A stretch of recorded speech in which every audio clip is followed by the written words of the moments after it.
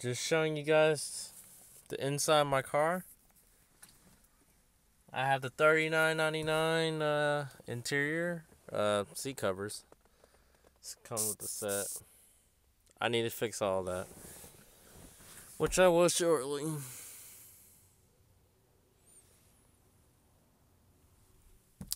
This light, got the black light, the green lights. Bought from this website right here, superbrightleds.com. And also, I bought Cellet cigarette lighter plug and a USB port to charge your cell phone, iPhone or any kind of smartphone. And then I bought this from Walmart, $10. This is dual.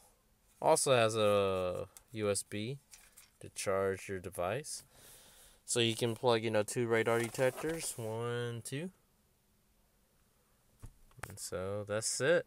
Just to show you what's inside my car looks like. Trying to be something different than all the others. Alright, thanks.